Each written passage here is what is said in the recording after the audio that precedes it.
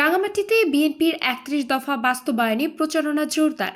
রাঙামাটি ২৯৯ আসনে বাংলাদেশ জাতীয়তাবাদী দল বিএনপির প্রচারণা দিন দিন বেগবান হচ্ছে।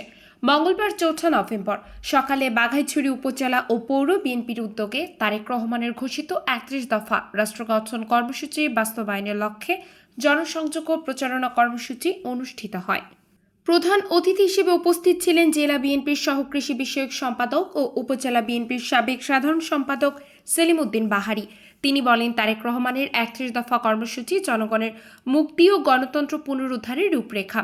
অনুষ্ঠানে বিশেষ অতিথি ছিলেন উপজেলা বিএনপির সাধারণ সম্পাদক জাবেদুল আলম এবং সভাপতিত্ব করেন পৌর বিএনপির সাধারণ সম্পাদক রহমতুল্লাহ খাজা।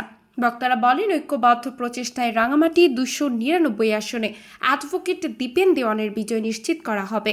প্রচারণা চলাকালে কর্মীরা লিফলেট বিতরণ করেন এবং জনগণকে বিএনপির রাষ্ট্র গঠন কর্মসূচির সম্পর্কে অবহিত করেন। আতিয়া ফিফা, দৈনিক প্রলয়। কাজ করব, পাহাড়ি বাঙালির ঐক্যের প্রতীক সকলকে নিয়েই আমরা এই দীপেন দেওয়ানকে ভোট দেব। সকলে আমরা কাজ করব এই প্রত্যাশা রেখে আমার সংক্ষিপ্ত বক্তব্য শেষ করছি। বাংলাদেশ জিন্দাবাদ। বাংলাদেশ কেন্দ্রীয় বিএনপি তথা বেগম জিয়া এবং তারেক রহমান মনোনীত করায় বাঘাইছড়ি উপজেলা বিএনপির পক্ষ থেকে আমি ওনাদেরকে ধন্যবাদ জানাচ্ছি এবং তার সাথে জানাতে চাই, আমরা দানের সৃষ্টি বিজয় করার জন্য সকল ভেদাভেদ বলে আমাদেরকে অবশ্যই দানের সৃষ্টি বিজয় করতে হবে।